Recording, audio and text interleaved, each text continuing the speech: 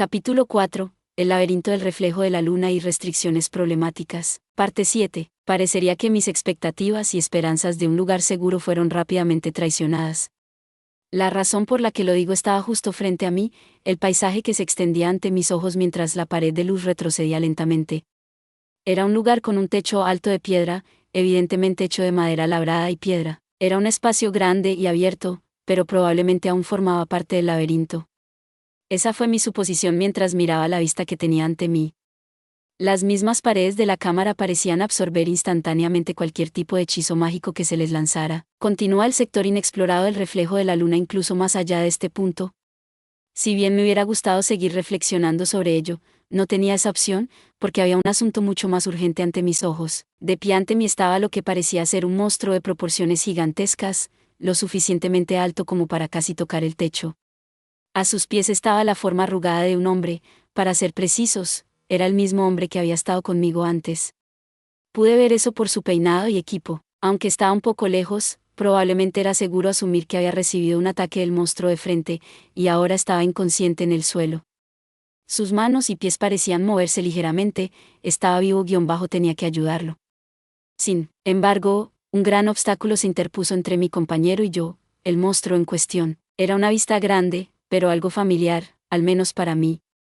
Una abominación hecha de hueso, viviendo en un bolsillo eterno de tiempo inmóvil, con una vida igualmente eterna que hacía alarde de las leyes divinas de la tierra, no era otro que un esqueleto. Más exactamente, era un esqueleto gigante, uno que estaba muy por delante de sus compatriotas más pequeños en términos de poder.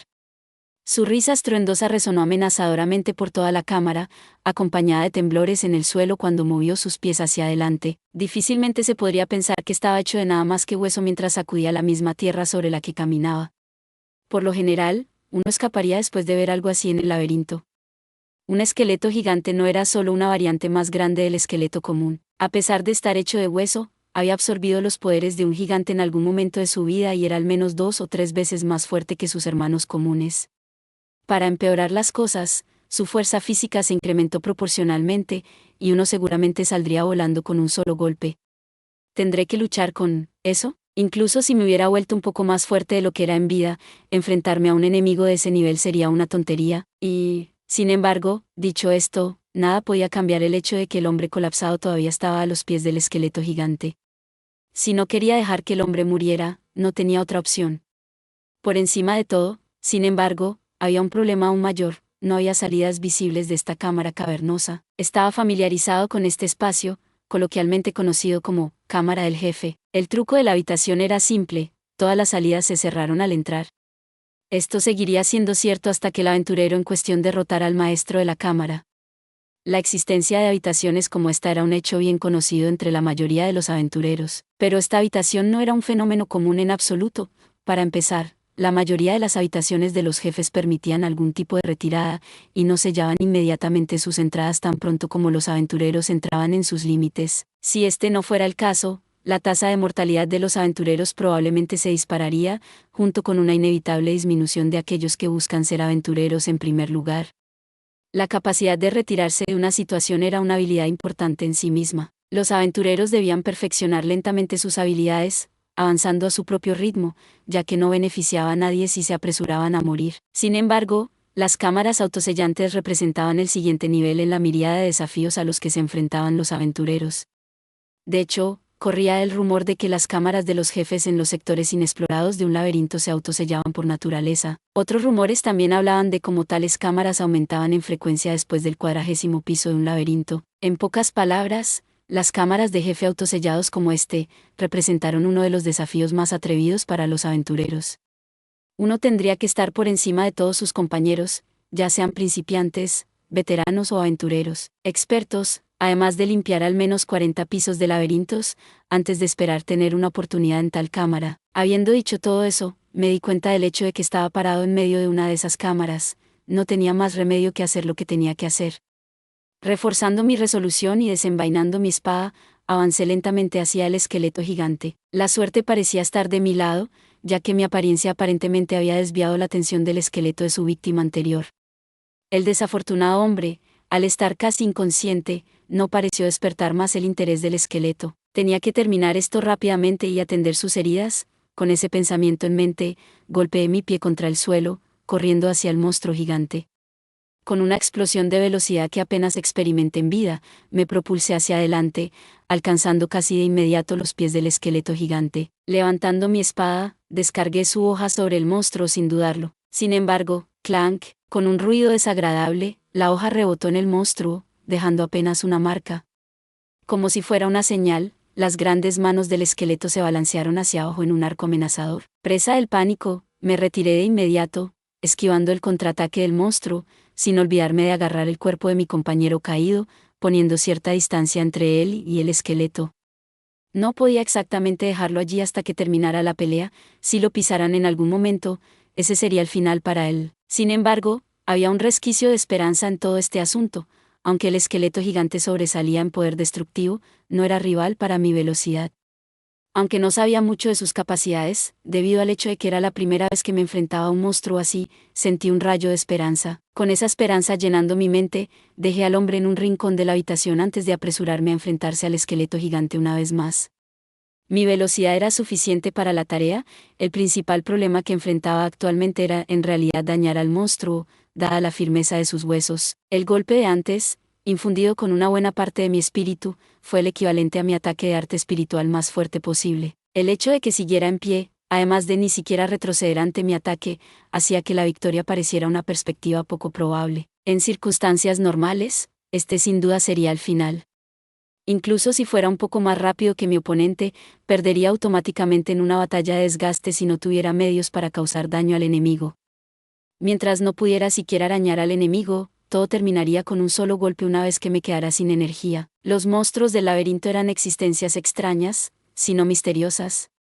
Es un hecho conocido que los monstruos en las cámaras de los jefes nunca se quedan sin energía. Se ofrecieron muchas explicaciones para describir este fenómeno, desde el monstruo de alguna manera extrayendo energía directamente del laberinto, a simplemente tener una reserva infinita de poder en su cuerpo. Si bien no se sabía cuál de estas teorías era cierta, las experiencias de los aventureros a lo largo de los años casi habían demostrado su veracidad. Como tal, esperar a que un monstruo de la cámara del jefe se quedara sin energía era una aventura sin sentido. Por eso se requería poder ofensivo. Uno tenía que ser capaz de perforar las defensas del monstruo, o perder la vida en el laberinto. Teniendo todo eso en mente, parecería que mi situación actual era completamente desesperada. Yo, sin embargo, era diferente del aventurero promedio, ya que todavía había algo más que podía hacer. Aunque no era sacerdote ni santo al servicio de la iglesia, tenía una reserva de divinidad en mi cuerpo. Si bien el esqueleto gigante era de hecho un gran enemigo, todavía era en gran medida un monstruo no muerto, y esto lo hacía automáticamente vulnerable a las fuerzas de la purificación divina. Uno se preguntaría por qué simplemente no utilicé mi as en la manga desde el comienzo del enfrentamiento. Tenía mis razones. Por un lado, apenas usé divinidad en combate, y no sabía de su efectividad. Además, el problema se vio agravado por la naturaleza de mi arma. Esta espada prestada que le había pedido prestada a Clope, aunque hábilmente elaborada, no estaba hecha para canalizar la divinidad. Debido a eso, no estaba seguro de que también resistiría la hoja si forzaba una buena cantidad de divinidad a través de su filo. Sin embargo, no tenía muchas opciones frente a esta situación. Si no actuaba aquí y ahora, tanto la vida del hombre como la mía seguramente estarían perdidas. Siempre que se pudiera hacer algo, me debía a mí mismo intentarlo. Eso era lo que significaba ser un aventurero. Los aventureros lucharon y nunca se dieron por vencidos, hasta el final. Decidiéndome, inyecté la divinidad que pude reunir en la hoja de la espada. El aura dorada tenue que había envuelto la hoja hasta hace un tiempo retrocedió lentamente, en lugar de ser reemplazada por el brillo blanco azulado brillante de una aura divina. Al ver el nuevo tono de la espada, el esqueleto gigante dio un paso atrás, como si tuviera miedo de lo que acababa de presenciar. La purificación divina era el enemigo natural de todos los no muertos, siendo una forma de vida que iba en contra de las leyes naturales de la vida y la muerte. Quizás no era extraño que el esqueleto mostrara miedo en respuesta al aura de mi espada. Si bien era un misterio porque yo, un ghoul, salí ileso de la divinidad que habitaba dentro de mí, el hecho de que me había convertido en un esqueleto era igualmente misterioso e inexplicable. Preguntarme sobre eso ahora no me serviría de nada. Por ahora, simplemente estaba agradecido por el hecho de que tal habilidad estaba disponible para mí. Preparando mi espada una vez más, cargué contra el esqueleto nuevamente. Mis pies golpearon contra el suelo del laberinto. Infundiendo mis piernas con el poder del espíritu, me lancé hacia adelante, cerrando la gran distancia entre el esqueleto gigante y yo en cuestión de segundos. El esqueleto, por su parte, pronto me rastreó hasta mi nueva ubicación, pero ya era demasiado tarde.